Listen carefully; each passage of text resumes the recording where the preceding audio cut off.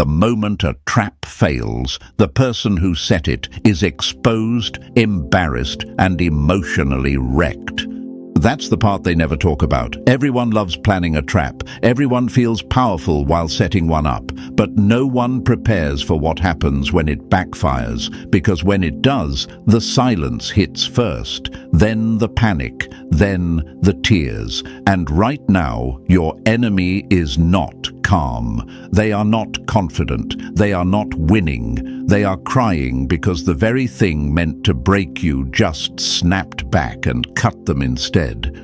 Think of it like watching someone dig a hole for you, smiling the whole time, only to step backward and fall straight into it themselves.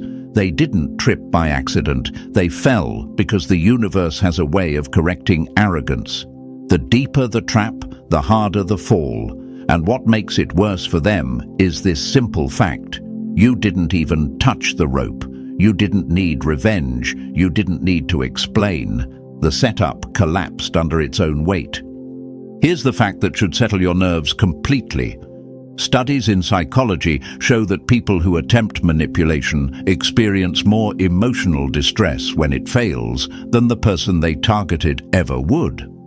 Their brain doesn't just lose control. It panics because their identity was attached to the outcome. Another fact. People who rely on traps and games are statistically more likely to obsess over the person who escaped, because escape means exposure. And one more thing that matters. Silence from the person they tried to hurt hurts them more than any confrontation ever could. So if you felt confused lately, if you sensed a shift, if you noticed sudden emotional noise from the other side, you're not imagining it, you're witnessing the aftermath. And before we go deeper, thank you, Chosen One, for being here. Thank you for listening all the way through messages like this, instead of reacting emotionally like they hoped you would. If this message is hitting home, don't forget to pay it back by simply pressing like and subscribe. That's how this message reaches more people who need clarity instead of confusion. It's on all of us to spread awareness, to spread light in a practical way, and to keep the universe balanced. Thank you for being part of this force, Chosen One.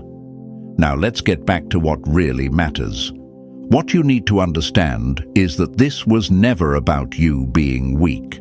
It was about them believing you wouldn't see clearly. The trap wasn't loud. It was subtle. It relied on you doubting yourself, reacting emotionally, or stepping out of character. That's why it hurts them so much that you didn't. You stayed calm. You stayed quiet. You stayed observant. And that alone flipped the entire script. Chosen ones often miss this part. When someone sets a trap, they don't expect resistance. They expect participation. They expect fear. They expect chaos. What they never expect is composure. The universe responds to patterns, not words. And the pattern you showed was discipline. That's why the trap collapsed. Not because you fought back, but because you didn't move the way they predicted. Your enemy is crying right now, not because they lost control of you, but because they lost control of the story. The narrative they were building in their head didn't play out. The moment you didn't react, the moment you didn't chase explanations, the moment you didn't defend yourself, something snapped in them. People who rely on traps need reactions to feel powerful. Take that away, and all that power turns inward and eats them alive. This is where most people get it wrong. They think the trap backfired because of luck. No, it backfired because of alignment. You were moving with the universe, and they were trying to bend reality for ego. That never ends well. The universe doesn't reward manipulation. It exposes it. And let's be very clear, your silence didn't confuse them, it terrified them, because silence forces reflection, and reflection shows them exactly who they are. That's why the emotional crash is happening now. That's why the crying is real. That's why the regret is loud. This intro isn't here to hype you up for no reason. It's here to ground you in truth. You didn't imagine the shift. You didn't overthink the outcome. You didn't miss something obvious. The trap really did backfire. And the proof is not in what they say, but in how they're unraveling.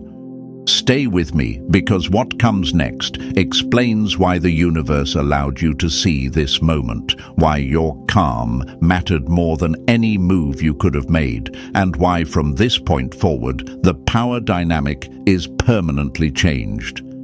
And no, it doesn't swing back. Once a trap fails this badly, it never does. And hey, chosen one, pause for a second. The fact that you're still here already says a lot. People who don't sense the shift click away early.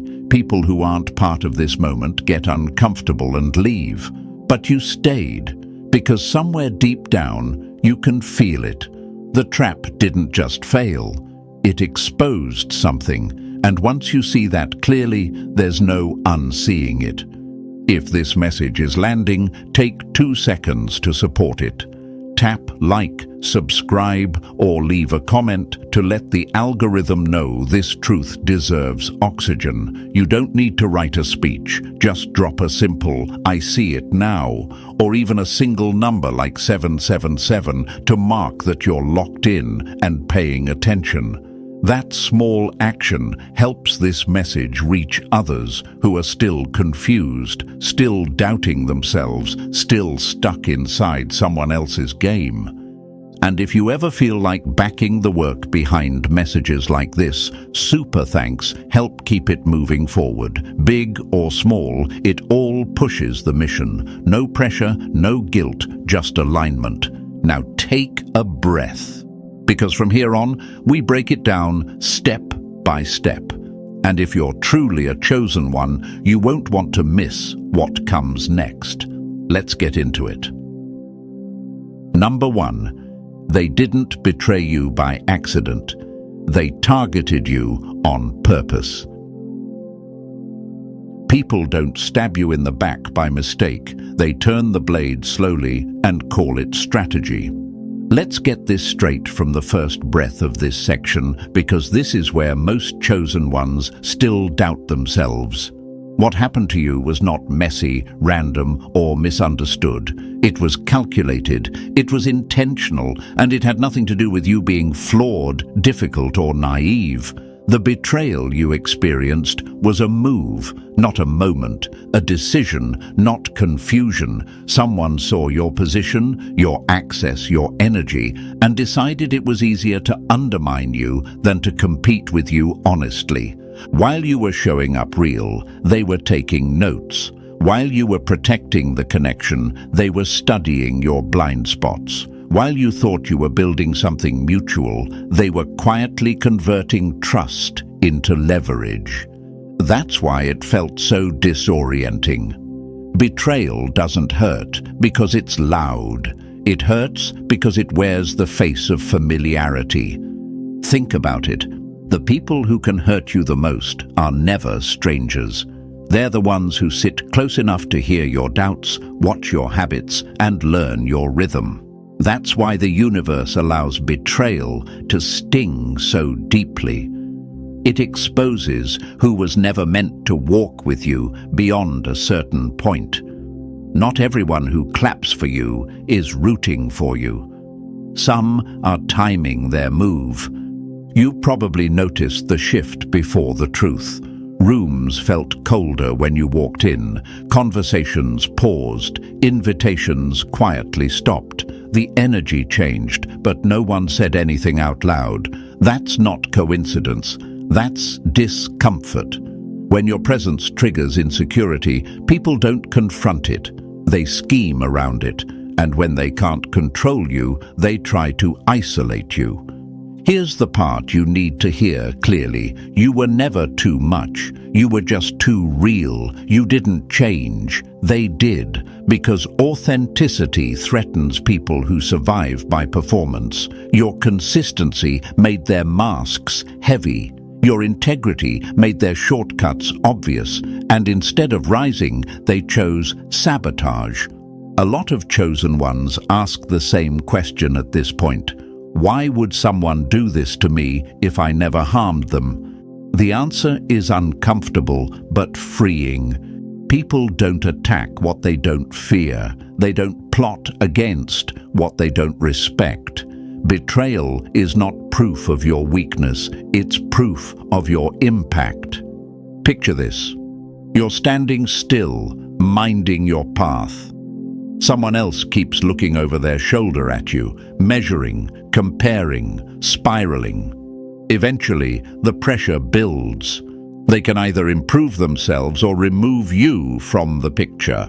Traps are the lazy option, so they smile, they agree, they pretend, and behind closed doors, they rewrite the story with you as the villain. Not because it's true, but because it justifies what they're about to do. This is where many chosen ones lose themselves. You replay conversations. You analyze your tone. You wonder if you should have been quieter, softer, less visible. Stop that. That spiral is part of the trap. The universe doesn't allow betrayal to destroy chosen ones. It uses it to separate them. What you lost wasn't loyalty, it was an illusion, and illusions always collapse when pressure hits. Your enemy crying right now isn't dramatic language, it's psychological reality. People who betray and fail don't feel relief, they feel exposure. The trap was supposed to make you doubt yourself, withdraw, or self-destruct. Instead, it revealed them. That's why they're unraveling. That's why they're suddenly emotional, defensive, or strangely silent. The script flipped. Here's a metaphor that fits perfectly. Imagine someone trying to poison a well, only to realize they've been drinking from it the entire time. That's what backfired traps do. The toxicity they released didn't touch you. It seeped back into their own system. Now they're choking on the consequences. Another question chosen ones ask is why it still hurts if it wasn't about them. Because betrayal attacks trust, not ego. You weren't hurt because you lost them. You were hurt because you believed in something that wasn't real.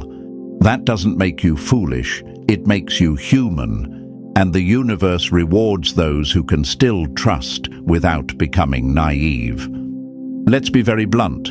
If you were small, forgettable, or harmless, none of this would have happened. No one sets traps for people who don't matter. No one plots against shadows. They plot against forces. And here's the part that really hits the enemy hard. You survived the betrayal without becoming bitter. You didn't become cruel. You didn't expose them publicly. You didn't collapse. You stayed quiet, observant, and steady. That's not weakness. That's mastery. That's what terrifies them now. Because betrayal is supposed to break you or turn you into them. When it does neither, it leaves the betrayer with nowhere to hide.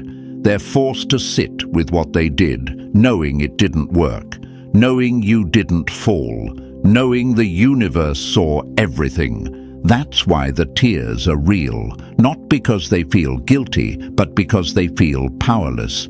The trap backfired, the target didn't bleed, the archer is exposed. And here's the final truth of this section. This betrayal was never meant to end you, it was meant to elevate you. The universe removes people through betrayal when conversation wouldn't work. It clears space when growth demands isolation. What feels like loss is actually alignment. So if you're standing alone right now, confused but stronger, quieter but clearer, hurt but unbroken, understand this. You're not behind, you're ahead. And the person who tried to derail you knows it. That's why they're crying, and that's why you're still standing. Number 2. They thought they were burying you. The universe was setting the board. Some traps don't exist to stop you. They exist to reveal who was never supposed to walk with you. Let's talk about the part that messes with your head the most. Why this was allowed to happen at all. Because if you're honest, at some point you asked yourself a dangerous question. If I was doing things right, if my intentions were clean, if my heart was solid, why didn't this get stopped sooner? Why was the trap allowed to fully form? Why did it get that far?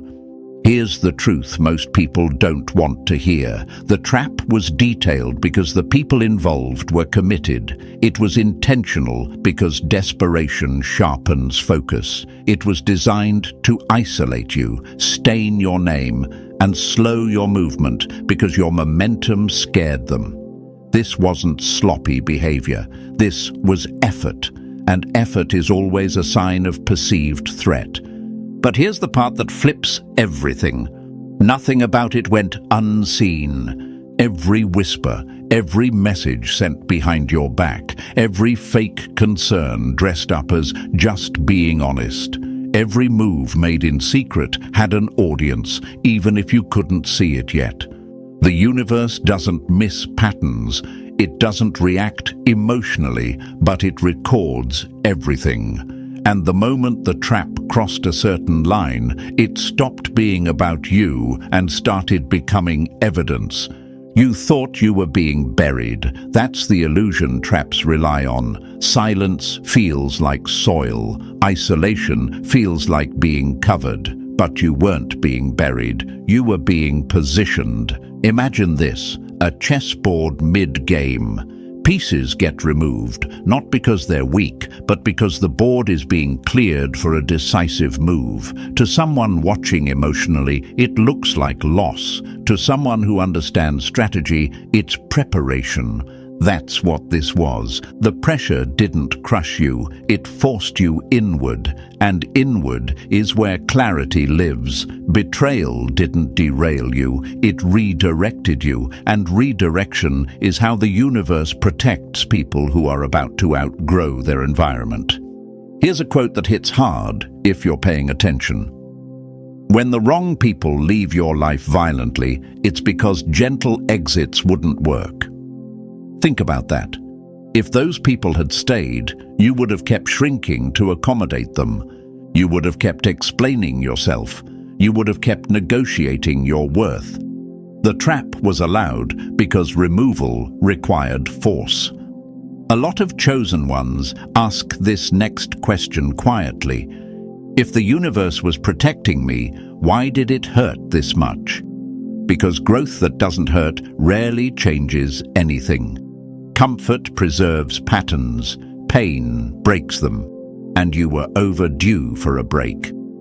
Imagine this, a tree growing in rocky soil. The wind bends it violently. The roots tear, stretch, and dig deeper just to survive.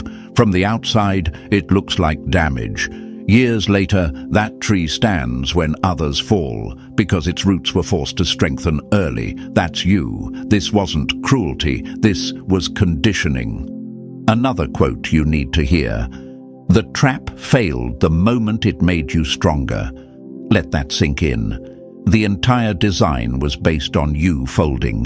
When you didn't, the trap lost its purpose. Everything after that was just noise. You weren't isolated because you were unworthy.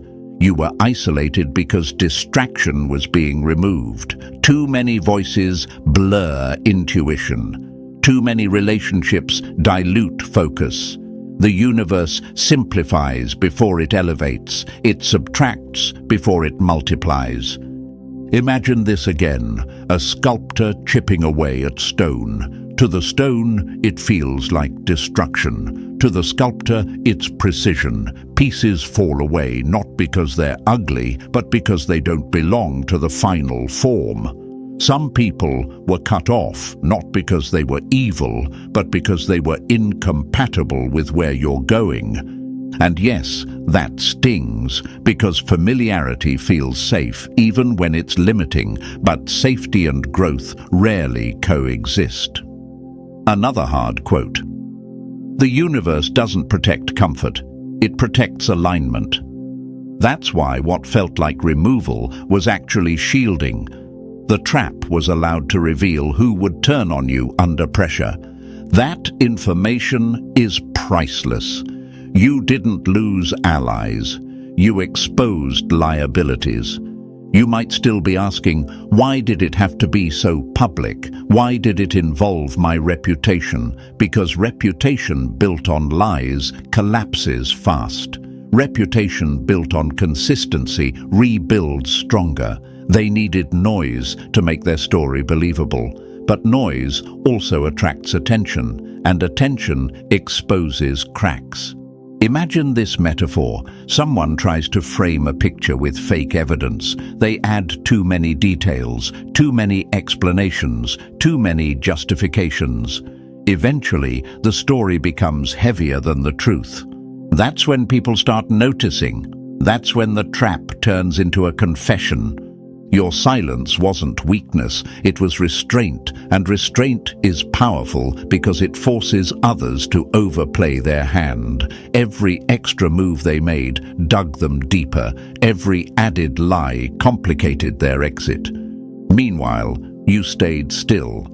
And stillness always wins against chaos. Here's another quote that hits where it hurts.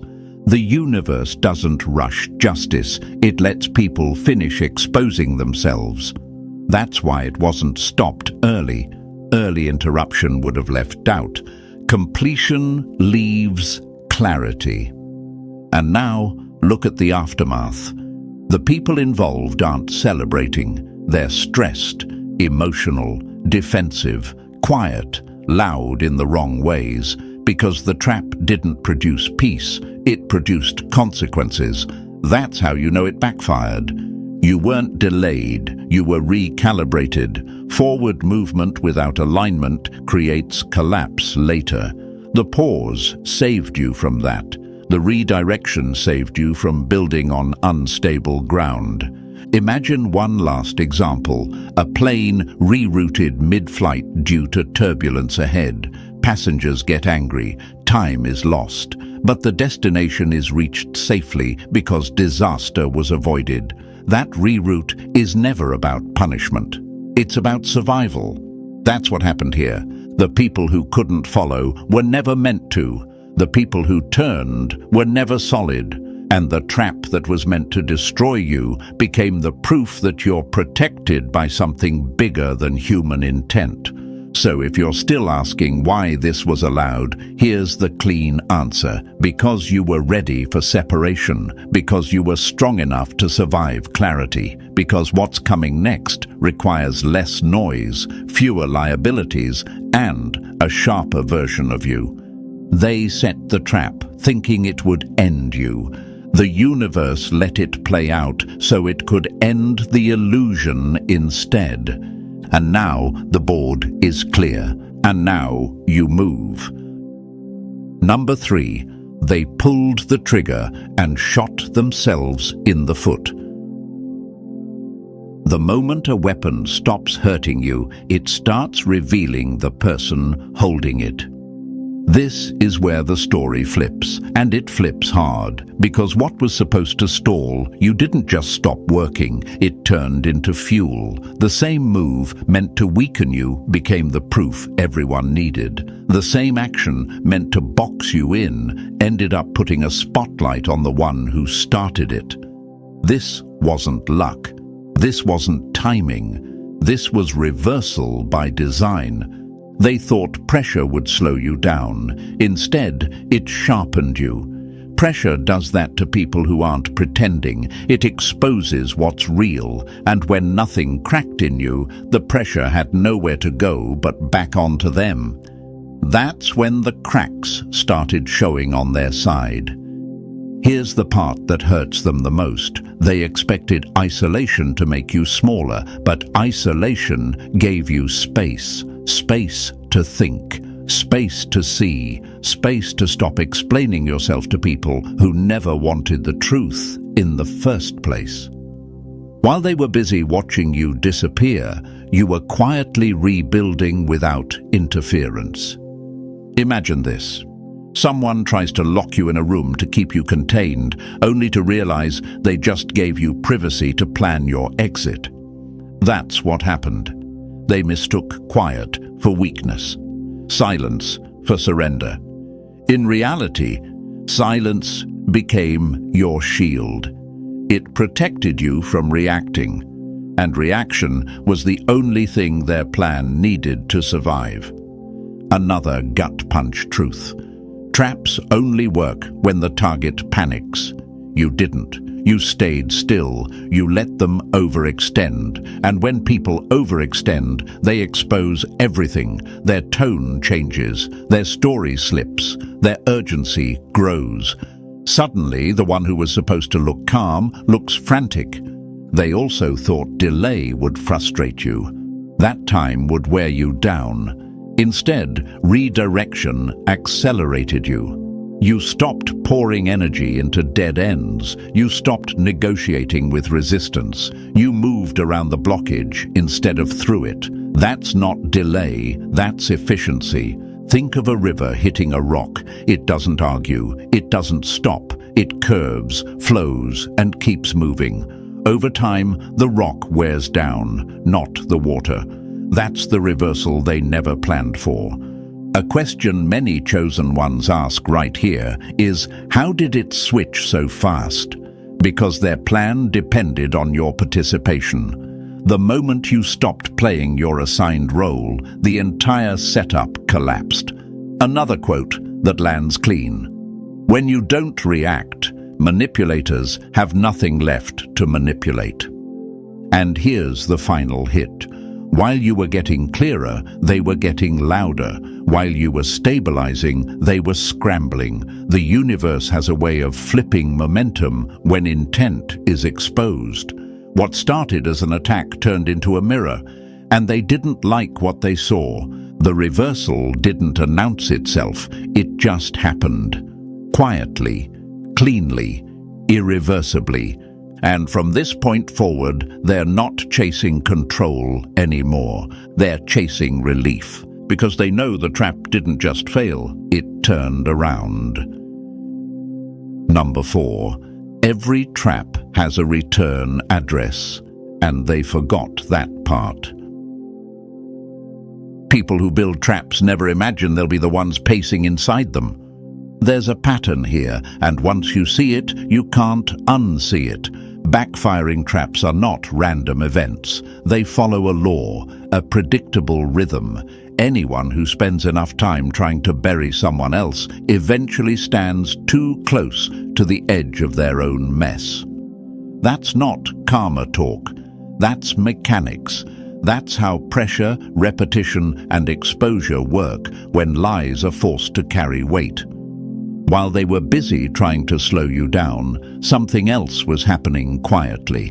Measurement, observation, every word they repeated, every story they pushed, every hint, warning, and fake concern they dropped was being logged, compared, and weighed. And the problem with over-explaining a lie is that it starts sounding like obsession. Here's a gut punch quote that explains it clean. Truth is calm. Lies need cardio. They had to keep moving, talking, adjusting, correcting. You didn't. You stayed still. And stillness makes noise stand out. When someone mentions your name too often, people start asking why. When the same story keeps changing shape, people start noticing the fingerprints. Imagine this. Someone throws mud at a window over and over, thinking they're blinding the view. Eventually, everyone turns around and sees who's covered head to toe in filth. That's the boomerang effect. It doesn't miss. It just takes time to curve back. They thought repetition would convince people. In reality, repetition exposed fixation, and fixation always raises suspicion. Why are they so invested? Why does this keep coming up? Why does none of this add up?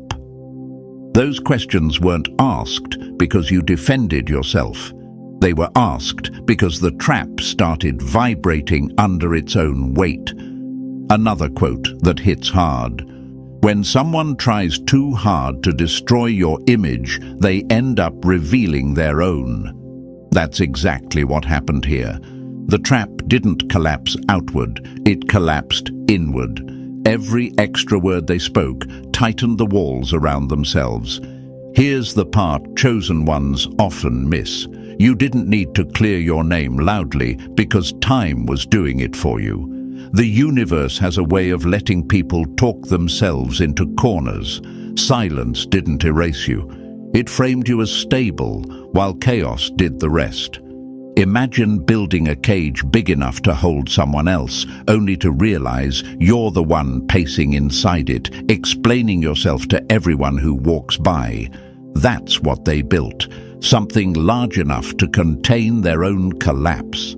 The law is simple. Traps don't disappear. They return, and when they do, they land with precision. They aimed at you. The impact found them. Number 5. You went quiet, and that's when the armor locked in. The moment you stopped explaining yourself was the moment the truth started explaining you. This part deserves respect because it took real strength. You wanted to speak. You wanted to defend yourself. You wanted to correct the lies, expose the angles, and clear your name in real time. Everything in you wanted to jump in and fight back. But you didn't. And that choice changed everything. Silence isn't passive when it's intentional. Silence is a position. Authority doesn't belong to the loudest voice in the room. It belongs to the one who doesn't need to shout to be believed. The people who were watching didn't need your rebuttal. They needed contrast, and your restraint gave them exactly that. Here's a quote that hits straight. Noise is effort. Truth is weight. You didn't add noise. You added weight by stepping back. And weight shifts rooms without saying a word. Imagine this. 2 people arguing in public. One is frantic, repeating themselves, adding details, pushing urgency. The other says nothing and keeps moving forward. Instantly, attention shifts. People don't ask who's louder, they ask who's stable. That's what happened here. By staying out of the mud, you forced everyone else to look at who was rolling around in it. Another hard truth. When you don't defend yourself, manipulators have to overperform. And overperformance always reveals cracks. They talked too much, explained too much, reacted too fast. Meanwhile, your calm made their urgency look suspicious. You might have wondered if staying silent made you look guilty. That fear is common, but here's the reality. Guilt panics, innocence waits. The universe recognizes the difference. You didn't fight manually because this wasn't a fight you were meant to win with words. This was a situation meant to resolve through exposure. Imagine refusing to wrestle someone in quicksand. You don't win by engaging. You win by stepping back and letting gravity do its job.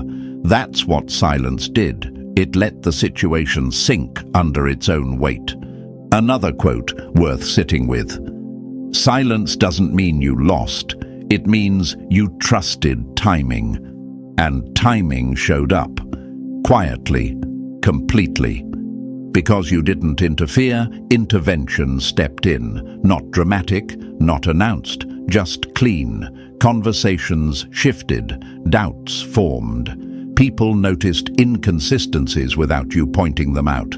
What you refused to fight by hand was handled fully. And that's the part your enemy never planned for. They expected resistance. They didn't expect restraint. Your silence wasn't absence. It was protection. Number 6. They tried to break you. This was the final exam. What nearly destroyed you was never punishment. It was preparation. This part matters more than people realize because this is where the meaning clicks into place. What you lived through wasn't chaos. It was training disguised as torment. The pressure, the isolation, the unanswered questions, the moments where your name was dragged while you stayed still. None of that was random. It was conditioning, and now that phase is over. You learned how to stand without applause. That's rare. Most people collapse the moment validation disappears. You didn't. You learned how to keep your posture when no one clapped, when no one defended you, when the room went quiet. That alone separates you from the crowd. Strength built in silence lasts longer than strength built on approval. Here's a quote that cuts clean. If you can stand alone without turning bitter, you've already graduated. You didn't just survive the trial. You passed it without losing your character. That's the part your enemy can't stomach. Imagine this. A furnace heating steel. The fire doesn't ask permission. It doesn't explain itself. It just burns. Weak material cracks. Strong material hardens. You walked through heat that was meant to bankrupt your spirit. Instead, it refined it. You also learned how to trust when your name was under attack. That's not easy. That's advanced work. Anyone can trust when things are calm. It takes real discipline to stay grounded while lies circulate and stories move without you. You didn't chase them. You didn't beg for understanding. You let time do the sorting. Another quote that belongs here. Anyone can play the hero when the crowd is cheering. Chosen ones are revealed when the crowd disappears.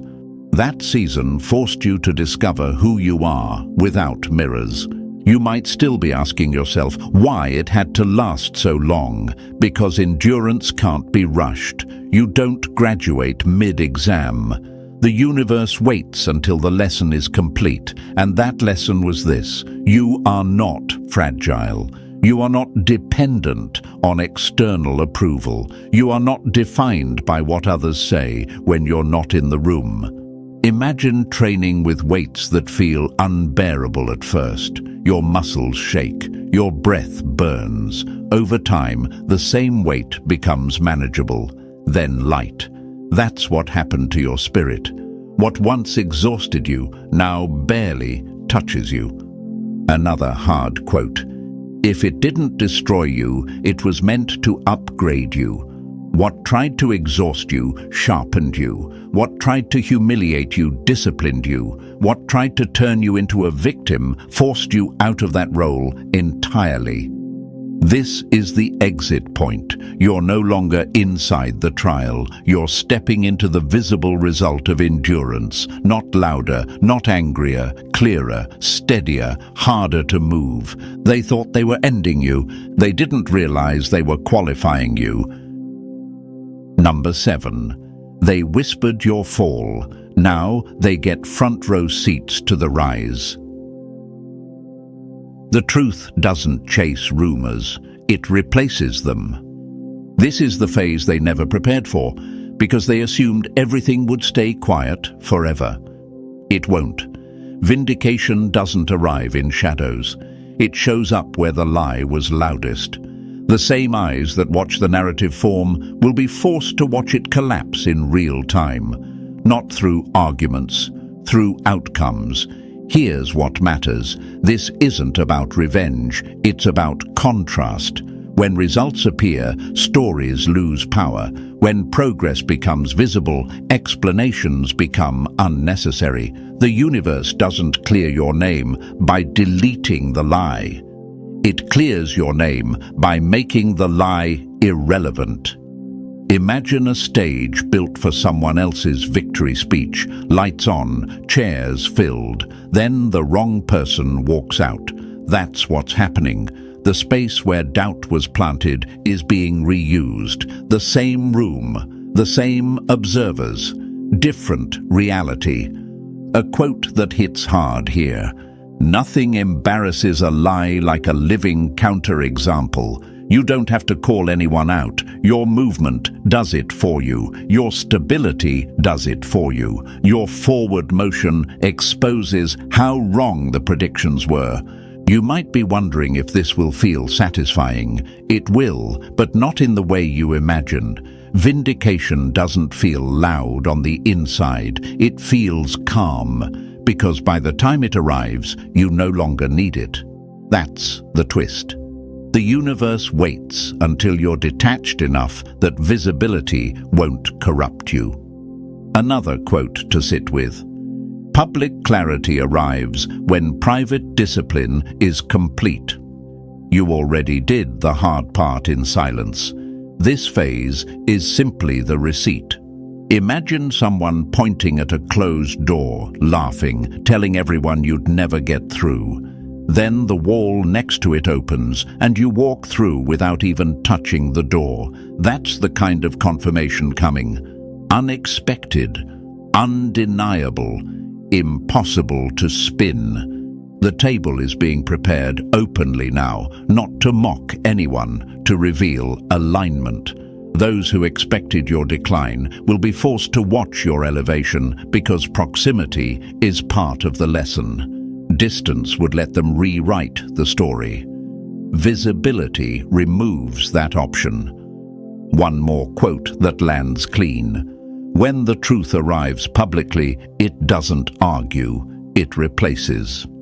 This isn't loud justice, it's obvious justice. And obvious is worse for them, because now everyone sees it, including the ones who bet against you. Number 8. The weight left the room before the story changed. You can tell when something is over because your body relaxes before your life does. This is the part that sneaks up on you. There's no announcement, no apology, no dramatic reveal. The atmosphere just changes. The heaviness lifts without explanation. You wake up and the air feels different. Your chest isn't tight anymore. Your thoughts slow down. The sense of being watched, judged, tracked or measured fades like background noise that suddenly cuts out. That's not imagination, that's release. Pressure leaves before proof arrives, always. The universe clears emotional debt before it clears circumstances. That's why peace returns first. Not because everything is fixed, but because the burden was never yours to keep carrying. It belonged to the people forcing the tension, and now it's back where it came from. Here's a quote that hits clean. When the fight is over, your nervous system knows before your calendar does. Your body isn't stupid. It recognizes when danger has passed. That's why rest returns. Real rest, not exhaustion disguised as sleep. The kind where your mind doesn't keep replaying conversations that already ended.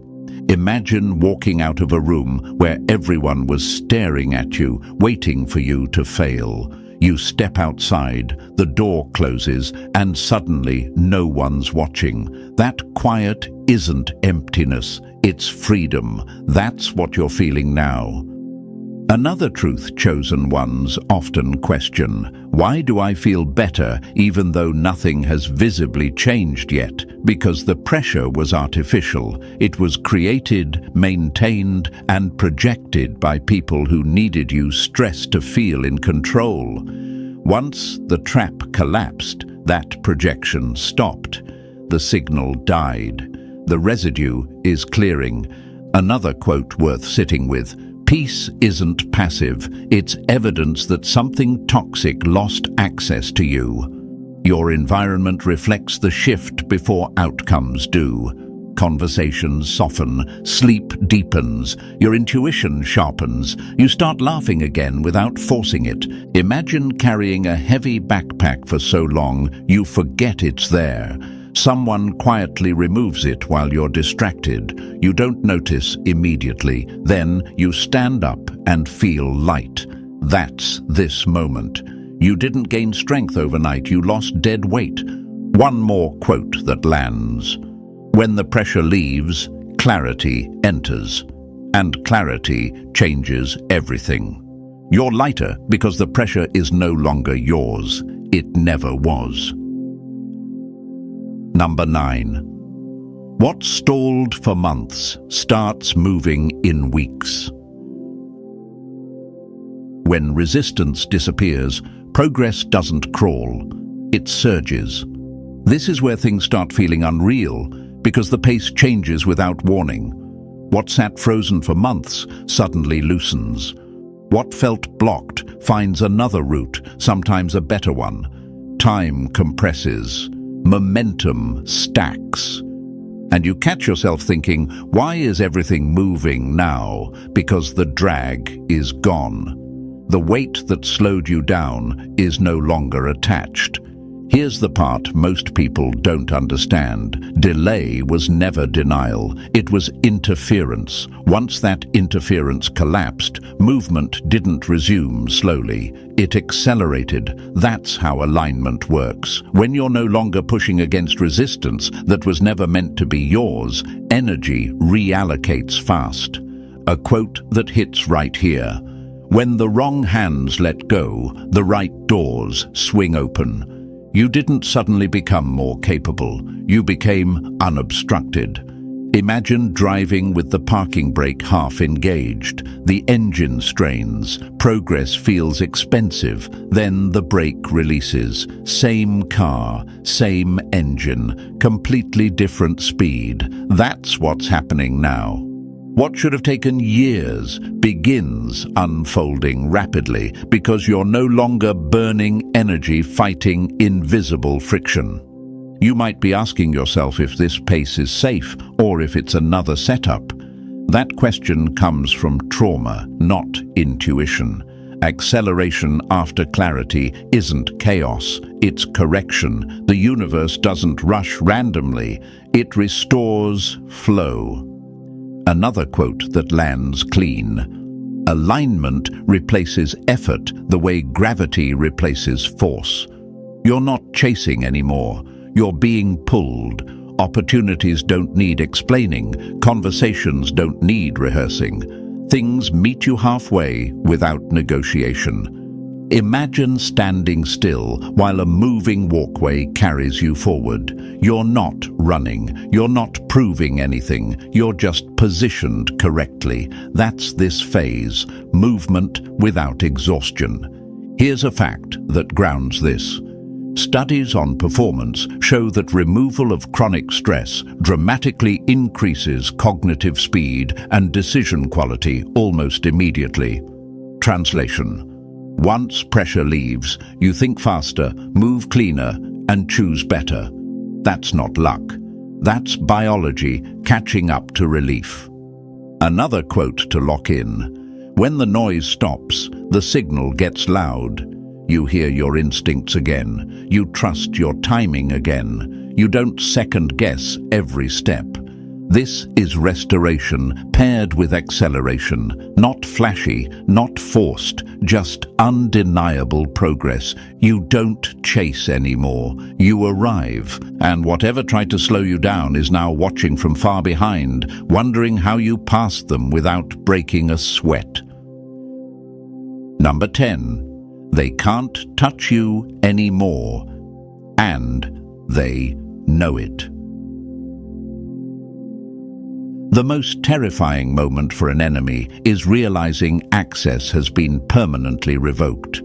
This is the stage where fear replaces hope on their side. Not loud fear, quiet fear, the kind that sits in the chest and doesn't go away. Because now they understand something they were never prepared for. They no longer have reach. No influence, no leverage, no backstage access to your life, your energy, or your reactions. Before, they could poke the system, say your name, trigger emotion, watch you respond. That access made them feel powerful. It fed the illusion that they were still relevant. That illusion is gone now, and nothing scares people like irrelevance. Here's a quote that cuts deep. Enemies don't fear strength, they fear distance. Distance removes manipulation, distance removes data, distance removes control. And you didn't create distance aggressively. You created it naturally by outgrowing the environment they needed you stuck in. Imagine trying to control a remote that no longer connects to the device. You press buttons harder, you change batteries, you get frustrated, but nothing responds. That's their reality now. Every move they try lands in silence. Every tactic falls flat. You might wonder why they still watch from afar. Because people who lose access don't lose interest immediately. They lose it slowly, painfully, through realization. Watching is the last weak thread of relevance. But observation without influence is torture. Another quote worth locking in. When someone can't reach you, they start talking about you. That's not power, that's withdrawal. The universe didn't just remove you from the trap, it removed the trap from you. You're no longer reacting, correcting, defending, or explaining, and because of that, their strategies have nowhere to land. You're not protected by walls, you're protected by clarity. Imagine armor that doesn't look like armor. No spikes, no aggression, just calm, self-contained movement. That's why they can't touch you. You didn't harden, you stabilized. And here's the part chosen ones sometimes miss. This isn't temporary. Once access is gone at this level, it doesn't come back. Not because you're angry, but because you're done. Done entertaining confusion. Done hosting chaos. Done allowing people to live rent-free in your head. Another quote to finish the thought. You don't have to defeat people who can no longer reach you. Distance already did. They know it. You feel it. And that chapter is sealed. Number 11. You're no longer becoming. You've arrived. Transformation ends the moment you stop asking who you're going to be. This is the quiet truth at the end of all of this. You're not in transition anymore. You're not healing in circles. You're not waiting for confirmation. The becoming phase is over. What's left now is embodiment. You don't feel the need to announce it. You don't need validation. You don't even need the story explained back to you. Something inside has settled, and once something settles, it doesn't shake easily. Here's a quote that lands heavy. Arrival feels boring to people addicted to chaos. That's why this phase feels calm instead of dramatic. You're no longer powered by reaction, you're powered by direction. Think about how long you spent asking questions like, why is this happening to me? What am I missing? When will it end? Those questions fade when answers turn into lived experience. You're not guessing anymore, you're operating. Imagine a storm that passes after weeks of tension. The quiet afterward feels strange at first, too still, too normal.